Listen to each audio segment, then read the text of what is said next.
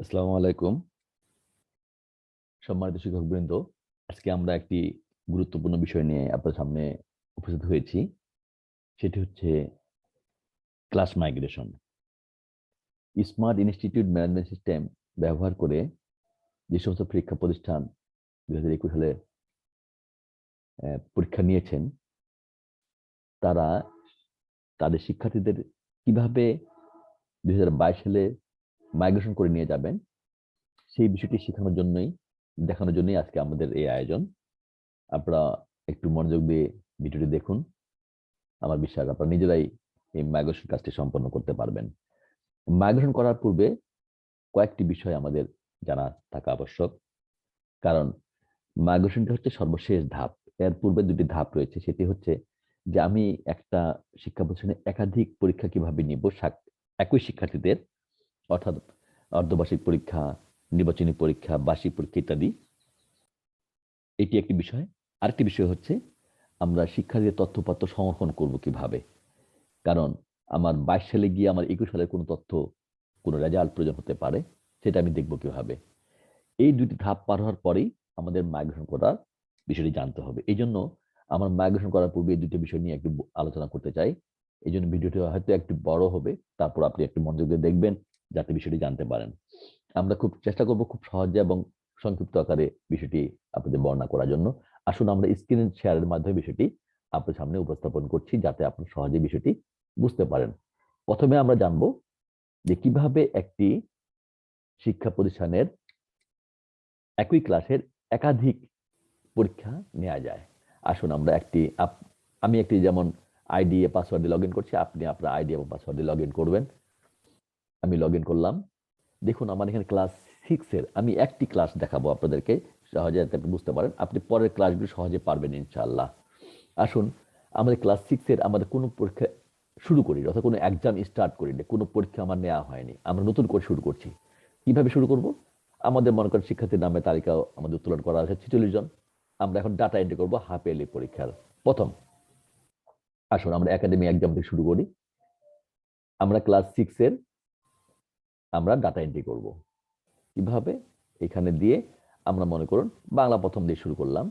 আমার পরীক্ষা শুরু হয় নাই, আমি পরীক্ষাটা আগেও শুরু করতে পারি, আমি ডাটা এন্ট্রি করার মুহূর্তেও শুরু করতে পারি, এখান থেকেও করতে পারি, অথবা আমার যেখানে এক্সাম সেটিংস রয়েছে আমি এখান থেকেও শুরু করতে পারি। একই বিষয়, ক্লাস 6 সেট এক্সাম। আমরা কি করব? আমরা এখানে অর্ধবার্ষিক পরীক্ষা আমরা সিলেক্ট করে আমি সাল সিলেক্ট করব 21 সাল। Start new exam. আমার হাফ ইয়ারলি এক্সাম চালু হয়ে গেল। এখন আমি হাফ ইয়ারলি এক্সামে ডাটা এন্ট্রি করতে পারি। আমরা ডাটা এন্ট্রি, দেখুন এখানে অ্যাড মার্কস বিষয় চলে আসছে চালু করা মাত্রই। আমি এখানে বাংলা প্রথম পত্র অ্যাড মার্কস দিয়ে আমি ডাটা এন্ট্রি করছি। আমি একটি বিষয় একটি ছাত্রের দেখাবো যাতে আপনারা সহজেই বুঝতে পারেন। ধরেন আমরা এখানে দিলাম 33 নাম্বার, এখানে দিলাম 23 নাম্বার, দিয়ে আমরা ডাটা এন্ট্রি করে ফেললাম। এইভাবে সবগুলো ডাটা এন্ট্রি আমরা করে ফেলতে পারি, দিয়ে আমি সেভ করে ফেললাম। এভাবে আমি ওই ক্লাসের সব সাবজেক্ট, এভাবে প্রত্যেক ক্লাসের সব সাবজেক্ট ডাটা এন্ট্রি করে আমি রেজাল্ট তৈরি করে ফেললাম মনে করেন। তৈরি করার পরে আপনি মনে রাখবেন 33 এবং 23 দিয়েছি আমরা এইটাতে। আমাদের এভাবে আমরা হাফ ইয়ারলি পরীক্ষার কার্যক্রম সম্পন্ন করে ফেললাম। তাহলে আমি এখন এই শিক্ষার্থীদের আমি আবার বার্ষিক পরীক্ষার কার্যক্রম শুরু করতে হবে আমাকে। কিভাবে শুরু করব সেটা আমরা দেখব। এখানে একটি বিষয় মাথায় রাখতে হবে যে আমরা এক্সাম স্টার্ট করতে পারি, কিন্তু আমি কোনো এক্সাম ডিলিট করতে পারবো না। কারণ আপনাকে এক্সাম ডিলিট করতে হলে আপনাকে অনেক তথ্যপত্র আছে, সেইগুলি আপনি ডিলিট করেছেন কিনা সেইগুলি আপনাকে মাথায় রাখতে হবে। যার কারণে আপনি পরীক্ষা যত সহজে স্টার্ট করবেন সেভাবে আপনি ডিলিট করতে পারবেন না। আর ডিলিট করতে গেলে আপনি অনেক ঝামেলায় পড়বেন। এই জন্য পরীক্ষা চালু করার বা স্টার্ট করার পূর্বে আপনাকে বিষয়টি খুব সাবধানে এগিয়ে নিয়ে যেতে হবে, যে আপনি হুটহাট চাইলেই আপনি পরীক্ষা স্টার্ট করে দিবেন এমন যেন না হয়। আপনি ভেবে চিন্তে একটি করে পরীক্ষা স্টার্ট করবেন। আমরা ধরে নেন হাফ ইয়ারলি পরীক্ষা আমার চলছে, আমরা রানিং অবস্থায় রয়েছে। আমরা এখন বার্ষিক পরীক্ষা চালু করব। বার্ষিক পরীক্ষা চালু করার জন্য আমাকে প্রথমে হাফ ইয়ারলি পরীক্ষা এক্সামটা, এই হাফ ইয়ারলি এক্সামটা ক্লোজ করতে হবে। আমি এখানে ঢুকে ক্লোজ করে দিতে পারি। ক্লোজ করলে কি হবে আমরা দেখে আসি একবার। ধরেন আমরা হাফ ইয়ারলি পরীক্ষা এক্সামটা ক্লোজ করে দিলাম, আমার এক্সামটা ক্লোজ হয়ে গেল। আপনি ড্যাশবোর্ডে গিয়ে দেখেন আপনার শিক্ষার্থী নেই, তাহলে আপনি কি বার্ষিক পরীক্ষা নেবেন না শিক্ষার্থীদের? অবশ্যই নেবেন। দেখুন আপনার এখানে একটি এক্সাম চালু আছে, এই জন্য আমরা সরাসরি ক্লোজ না করে আমরা এখানে একটু বিষয় মেনটেন করব। সেটা হচ্ছে, দেখুন আমরা এই পরীক্ষাটি আবার চালু করব, অ্যাক্টিভেট।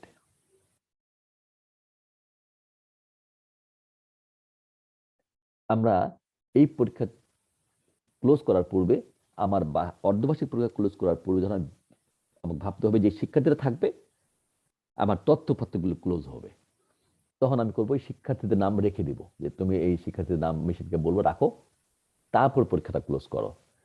তাহলে আমার ক্লোজ করে দিলাম আমি। তাহলে মেশিন বুঝবে যে ছাত্র থাকবে, পরীক্ষা ক্লোজ হবে। পরীক্ষা ক্লোজ মানে ওই পরীক্ষার যাবতীয় তথ্যপত্র নিয়ে পরীক্ষাটা ক্লোজ হয়ে গেল, আপনার শিক্ষার্থী কিন্তু থেকে গেল। দেখুন এবার শিক্ষার্থীরা থেকে গেছে। অর্থাৎ আপনি যখন বার্ষিক পরীক্ষা চালু করবেন বা একটি ক্লাসে দ্বিতীয় কোনো পরীক্ষা চালু করবেন, তাহলে ছাত্রছাত্রীদের নাম তথ্যপত্রগুলো রেখে পরীক্ষার তথ্যপত্রগুলি ক্লোজ করতে হবে আমাদেরকে। তাহলে আমরা দেখুন ছাত্রছাত্রীর নামে তালিকা রয়েছে, আর হাফ ইয়ারলি পরীক্ষার সব তথ্য ক্লোজ হয়ে গেছে। কেমন করে বুঝবো? দেখুন আমাদের ডাটা এন্ট্রি যখন করতে যাবেন আপনি, তখন কিন্তু বলছি স্টার্ট এক্সাম, মানে আপনার কোনো এক্সাম চালু নেই, যেটা ছিল এটা আপনি ক্লোজ করে ফেলেছেন শিক্ষার্থীদের। তাহলে মানে আপনি এখন আপনাকে বার্ষিক পরীক্ষার তথ্য বা বার্ষিক পরীক্ষা চালু করতে হবে। তাহলে আমরা একটি পরীক্ষা চালু করে ক্লোজ করার পরে বা ক্লোজ করার সময় আমাকে শিক্ষার্থীদের নামের তালিকাগুলো রেখে ক্লোজ করতে হবে, তাহলে আমি পরবর্তী পরীক্ষা চালু করতে পারবো। এখন যদি আমরা বার্ষিক পরীক্ষা চালু করতে চাই, তাহলে আমি আমাকে এই পরীক্ষার এক্সাম ক্লোজ করে আমি এক্সাম সেটিংসে গিয়ে আমি ক্লাস 6 এর বার্ষিক পরীক্ষা চালু করব। বার্ষিক পরীক্ষা 2021। এখানে আমি আবারও বলছি যে আপনি কিন্তু এক্সাম স্টার্ট করতে পারবেন, কিন্তু কোনো এক্সাম আপনি ডিলিট করতে পারবেন না। সো আপনাকে এক্সাম চালু করার পূর্বে অবশ্যই ভেবে চিন্তে একটি এক্সাম আপনি চালু করবেন। আপনি ক্লোজ করে রাখতে পারেন, কিন্তু এই এক্সামের তালিকা কিন্তু আপনার থেকে যাবে এখানে। আমরা অর্ধবার্ষিক পরীক্ষা ক্লোজ করেছি, এবার বার্ষিক পরীক্ষা চালু করব। Start new exam. আপনি কখনোই একসঙ্গে দুটি পরীক্ষা চালু রাখতে পারবেন না, অলওয়েজ একটি পরীক্ষা চালু থাকবে। দেখুন এবার আপনার বার্ষিক পরীক্ষা চালু হয়েছে, হাফ ইয়ারলি পরীক্ষা ক্লোজ হয়ে গেছে। এখন আমরা যদি বার্ষিক পরীক্ষার ডাটা এন্ট্রি করতে চাই, তাহলে কিন্তু আমি আবার সুন্দর ডাটা এন্ট্রি করতে পারবো। আমরা ওই হাফ ইয়ারলিতে ওই প্রথম ছাত্রকে কত নাম্বার দিয়েছিলাম, দেখুন এখানে কোনো ডাটা নেই। আমরা এখানে ডাটা দিলাম, এবার বার্ষিক পরীক্ষা ডাটা দিচ্ছি 40 আর 20, এই ছাত্রটিকে আমরা এই ডাটা দিয়ে দিলাম। আমরা এর আগে আবার কি ডাটা দিয়েছিলাম হাফ ইয়ারলি পরীক্ষায়, সে কত পেয়েছিল? 33 আর 23। ও আবার বার্ষিক পরীক্ষা পেল 40 আর 20। আপনার এখন আপনি যা করবেন সব কিছু বার্ষিক পরীক্ষার ধ্যান লেখা আছে এখানে, বার্ষিক পরীক্ষার কার্যক্রম পরিচালিত হচ্ছে আপনার। অর্থাৎ আপনার বার্ষিক পরীক্ষা চলমান আর অর্ধবার্ষিক পরীক্ষা ক্লোজ হয়ে গেছে। কিন্তু অর্ধবার্ষিক পরীক্ষা চলাকালীন সময় বা অর্ধবার্ষিক পরীক্ষা চালু করে দেওয়ার পর যদি কখনো আপনার কাছে মনে হয় যে আমার অর্ধবার্ষিক পরীক্ষার কোনো রেজাল্ট প্রয়োজন, তাহলে আপনি কি করবেন?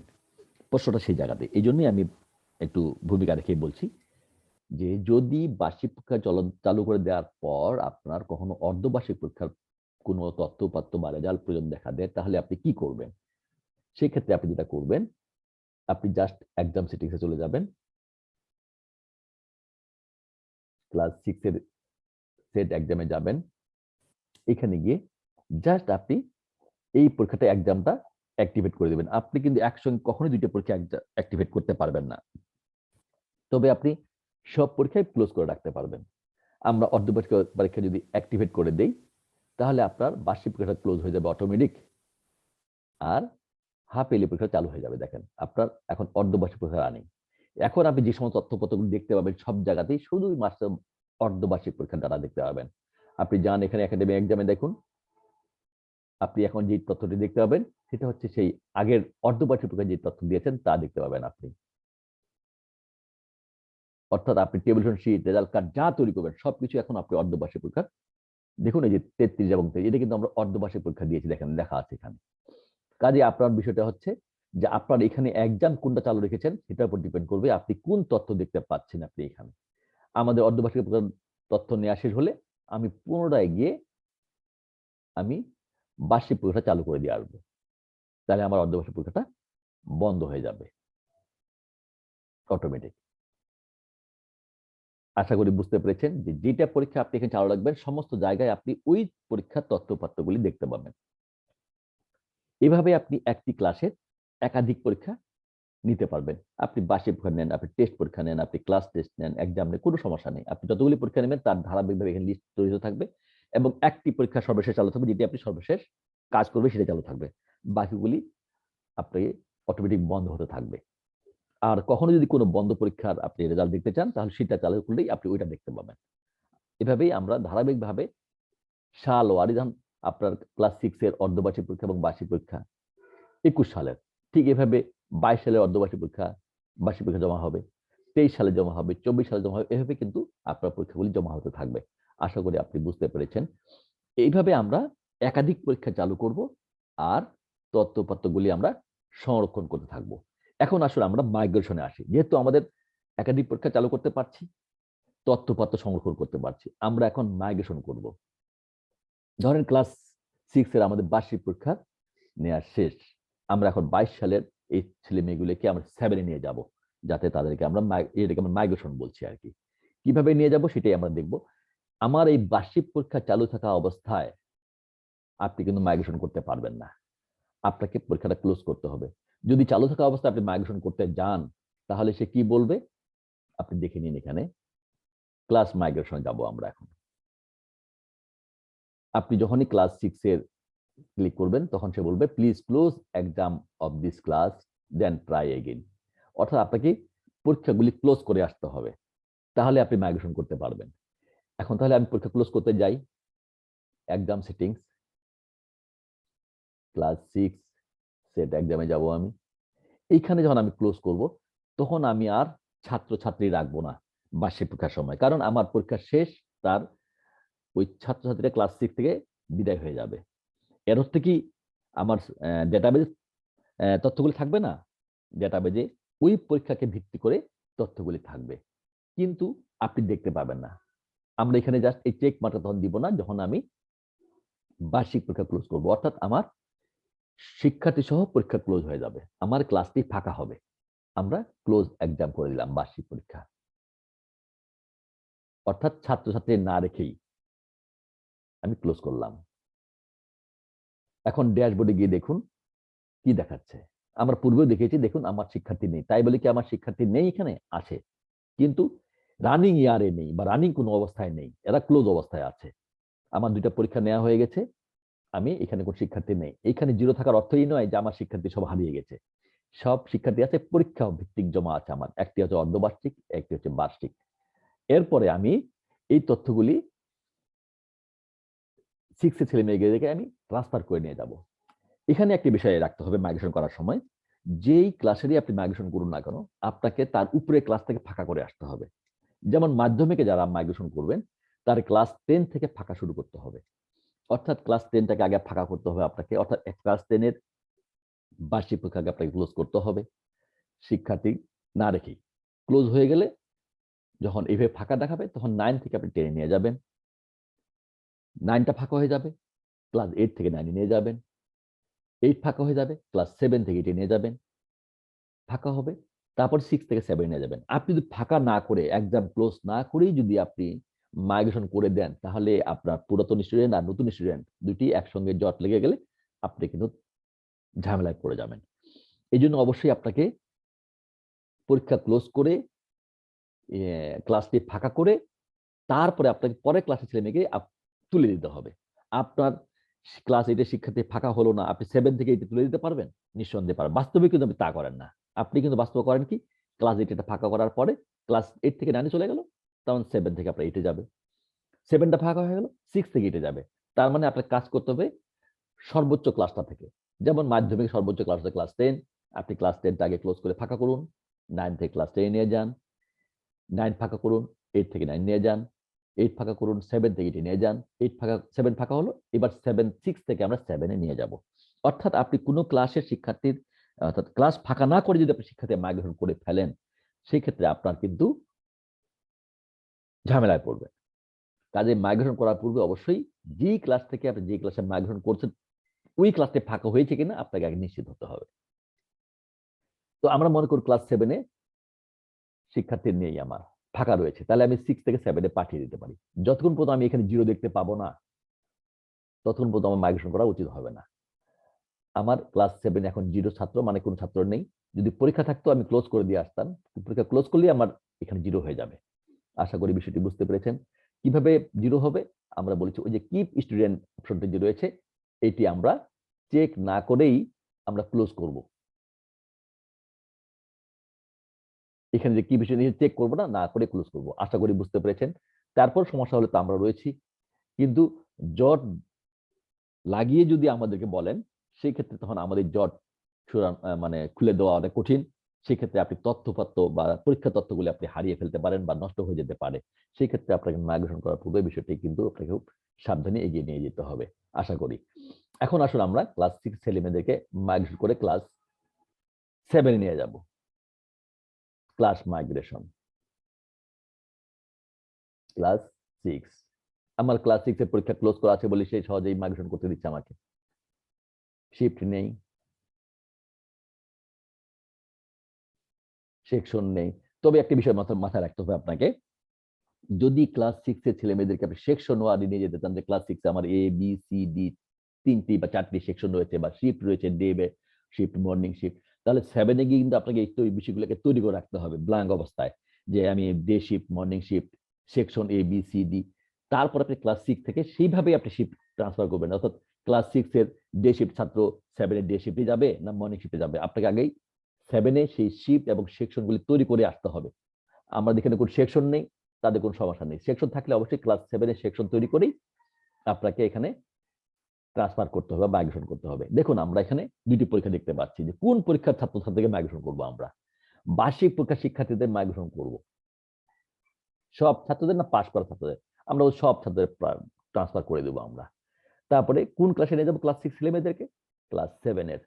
ক্লাস 7 শিফট নান, সেকশন নেই, গ্রুপ নেই। যদি থাকে তো এগুলো আগে তৈরি করে দিবেন, সেই মতো ট্রান্সফার করবেন। এবার আমরা নেক্সট করব। দেখুন আপনার ক্লাস 6 এর সব শিক্ষার্থীর নামের তালিকা চলে আসছে আমার এখানে, 47 জনের নামের তালিকা। এখানে দুটি বিষয় আছে, previous roll, merit wise roll. আপনি যদি ইউনিক আইডি যখন তৈরি হবে, তখন আপনি যে রোলটা দিবেন সেই রোলটা আমাদের বরাবর চলতে থাকবে, চেঞ্জ হবে না। এই জন্য প্রিভিয়াস রোলটাকে সিলেক্ট করে দেবেন, তাহলে ওই আইডিটাই তার কন্টিনিউ হবে। আমরা এবার মাইগ্রেশন করব, মাইগ্রেট স্টুডেন্টস। আমরা এখানে বলছে are you sure want to migrate student, আমরা ওকে দিব। এখানে একটি পাসওয়ার্ড চাইবে, এই পাসওয়ার্ডটা আমরা আপনাদেরকে এই মুহূর্তে দিয়ে দিচ্ছি ভিডিওতে।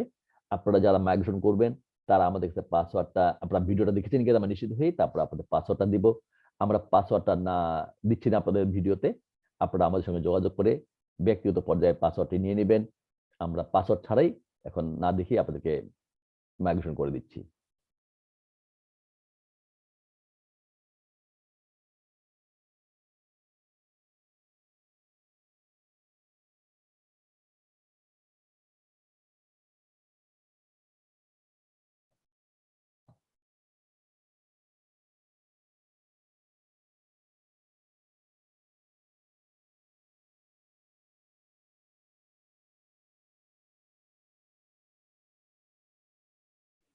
দেখুন স্টুডেন্ট সাকসেসফুলি মাইগ্রেটেড, আমরা ওকে দিয়ে দিলাম। আমার শিক্ষার্থীর নামের সমস্ত তালিকা 6 এ যত স্টুডেন্ট ছিল বার্ষিক পরীক্ষায় সব শিক্ষার্থীর তালিকা আমাদের ক্লাস 7 এ চলে গেছে। দেখুন দেখুন ক্লাস 7 এর 47 জন নামে তারা চলে আসছে। ক্লাস 6 এ কোনো ছাত্র নেই। আপনি এখন অনায়াসে ক্লাস 6 এ ছাত্র ভর্তি করাতে পারেন, ভর্তি বা নাম এন্ট্রি করতে পারেন। ঠিক একইভাবে 7 আপনি পূর্বেরগুলো করে আসবেন, উল্টা দিক থেকে করে আসতে হবে। ক্লাস 10 থেকে করবেন, তারপর 9 এর, তারপর 8 এর, তারপর 7 এর, এরপর 6 এর। আপনি 6 এ কোনো ছাত্র নেই, সব চলে গেছে 7 এ। কিন্তু 6 এ কি আপনি ছাত্র দেখতে পাবেন না? হ্যাঁ, পাবেন। যদি আপনি কোনো পরীক্ষা চালু করেন, পুরাতন পরীক্ষা, তাহলে তা দেখতে পাবেন। আর নতুবা নতুন পরীক্ষা দেখতে পারবেন। এভাবেই আপনি মাইগ্রেশন করতে পারবেন। আশা করি বিষয়টি বুঝতে পেরেছেন যে কিভাবে ছাত্রছাত্রীদের তথ্য-উপাত্ত বা নামগুলি আমরা একটি ক্লাস থেকে আরেকটি ক্লাসে নিয়ে যাব। আমি আরেকবারও রিপিট করে বলি আপনাদেরকে, যেই মানে যে ধরনের প্রতিষ্ঠান আপনি পরিচালনা করুন না কেন, সর্বোচ্চ ক্লাস থেকে আপনাকে মাইগ্রেশন শুরু করতে হবে। অর্থাৎ যেমন মাধ্যমিক লেভেল সর্বোচ্চ ক্লাস হচ্ছে ক্লাস 10। প্রথমে আপনার ক্লাস 10 এর বার্ষিক পরীক্ষা সহ ক্লোজ করতে হবে। অর্থাৎ শিক্ষার্থীদেরকে ক্লোজ করে দিয়ে আপনাকে এই ড্যাশবোর্ডে দেখতে হবে জিরো হয়েছে কিনা। যদি জিরো হয়, তারপর 9 থেকে আপনি ক্লাস 10 পাঠিয়ে দিবেন। এখানেও একটা বিষয় মাথায় রাখতে হবে আপনাকে যে 9 থেকে যখন ক্লাস 10 এ যাবে, তখন আপনাকে সেই গ্রুপ ওয়াইজ নিয়ে যেতে হবে। সায়েন্সের ছাত্রগুলি সায়েন্সের মাইগ্রেশন হবে, আর্টসের ছাত্রগুলি আর্টসের মাইগ্রেশন হবে। কিন্তু ক্লাস 8 থেকে যখন 9 এ নিয়ে যাবেন, তখন কিভাবে করবেন? ক্লাস 8 এর ছাত্র হলো আপনার কোনো গ্রুপ নেই, 9 এ গিয়ে গ্রুপ পাচ্ছেন আপনি। তখন আপনাকে করতে হবে যে কোনো একটি গ্রুপে আগে সবাইকে ট্রান্সফার করে দিতে হবে। পরবর্তীতে আপনি যে গ্রুপ নেবে, তখন তাকে সেই গ্রুপ আপনি দিয়ে দিবেন। অর্থাৎ শুরুতে সবাইকে আপনি সায়েন্সে পাঠিয়ে দিলেন, তারপরে ওখানে সায়েন্সে ঢুকে আপনি পরবর্তীতে কে আর্টস নেবে, কে কমার্স নেবে বা অন্য কোনো গ্রুপে যাবে কিনা আপনি তখন 9 এ তাদেরকে পাঠিয়ে দিয়ে একটি গ্রুপে পাঠিয়ে দিবেন। ওই গ্রুপে গিয়ে তখন আপনি একটা একটা করে ছেলেমেয়েদেরকে আপনি আলাদা করে ফেলতে পারবেন যখন আপনি গ্রুপ ডিভিশন বা গ্রুপ বিভাজন করবেন। কিন্তু আপনাকে শুরুতে যে কোনো একটি গ্রুপেই ট্রান্সফার করে দিতে হবে। আশা করি আপনারা বুঝতে পেরেছেন। কারণ একটি ক্লাস ফাঁকা না করে আপনি ওখানে ছাত্র মার্গদর্শন করা অর্থ হচ্ছে আগের ছাত্র আর পরের ছাত্র আপনার জট লেগে যাবে। আশা করি আপনাদের কোনো সমস্যা হবে না। এরপর সমস্যা হলে আপনি আমাদেরকে ফেসবুক পেজে পোস্ট দিবেন, মেসেঞ্জারে জানাবেন, অথবা সর্বশেষ খুব জরুরি প্রয়োজন দেখা দিলে আপনারা মোবাইল করবেন। আশা করি আপনারা বুঝতে পারবেন বিষয়টি। সহজে আমরা আপনাদেরকে দেখাতে বিষয়টি করে দিতে পারবো এবং শেখাতে পারবো ইনশাআল্লাহ। তো আজকে আমরা এই পর্যন্ত রাখি। যদি কারো কোনো সমস্যা হয় বুঝতে, আমাদেরকে জানাবেন। আমরা চেষ্টা করবো সহজ করে বুঝে দেওয়ার। ধন্যবাদ সবাইকে। আসসালামু আলাইকুম।